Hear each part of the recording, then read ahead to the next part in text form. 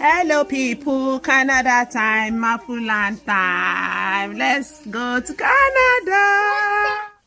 Hello people, good morning, good afternoon, good evening. It's time to share this beautiful, good and wonderful news with you.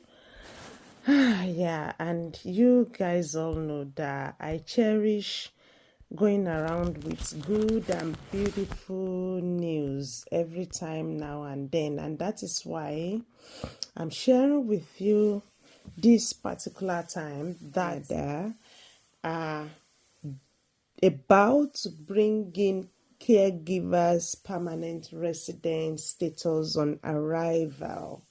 They've got this new pilot program that is going to kick in as the old pilot programs that they were doing previously.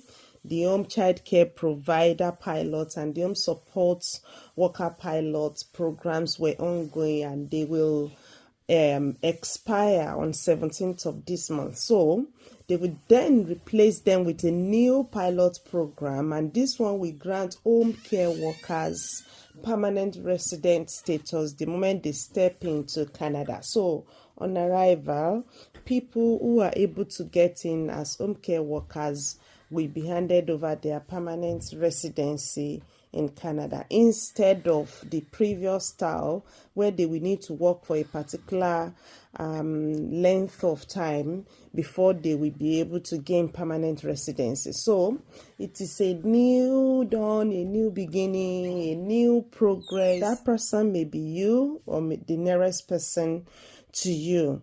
So on this new pathway, the home care workers will be permitted to work for firms or industries or organizations that are providing temporary or part-time care for people who could be dependent or semi-independent, or who are possibly recuperating from sicknesses or injuries, or who are under rehabilitation. So let's look at the criteria that will enable people to be able to get this particular permanent residency.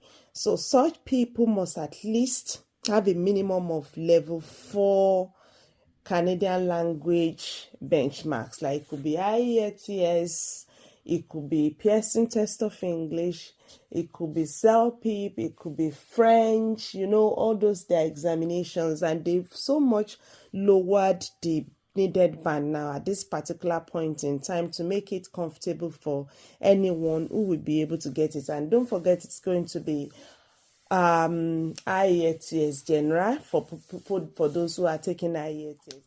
That's one of the criteria that will make people to be eligible to participate in this one. Also, such people must have at least a Canadian high school diploma equivalent. Anyone who wants to be successful in being considered for this permanent residency pathway must actually have an equivalent of Canadian high school diploma. So you may need to assess your documents. If you've assessed your documents before, where's ISS, ICAS, whichever one, then I think it's a beautiful thing now. You can just handpick it from wherever you are keeping them. And for those who after they've been assessed by Nova Scotia in those days as registered nurses and have moved forward to assessing their documents with WES or any other of those education credentialing assessment organization, can just go there now and pull them out and start looking for things like this. Okay, and another criteria is that the person must offered a full-time home care job.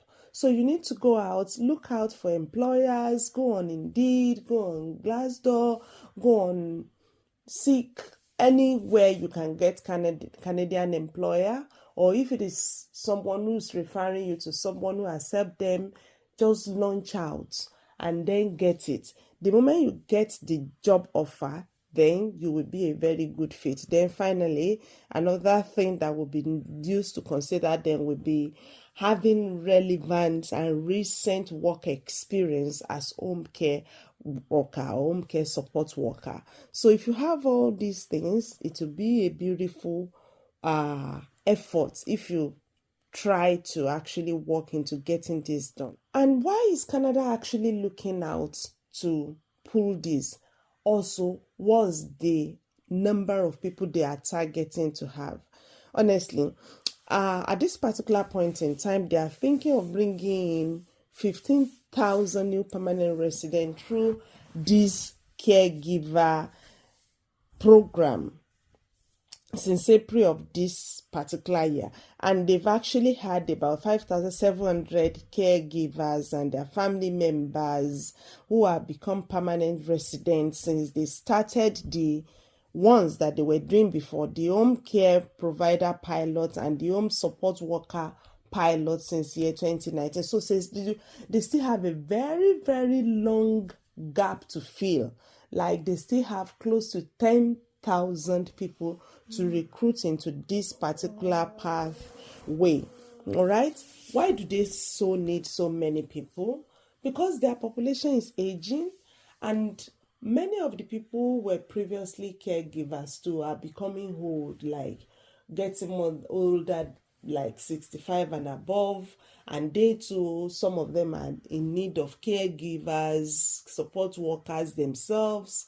So they are actually in the drought of care workers or home care workers, home care support workers.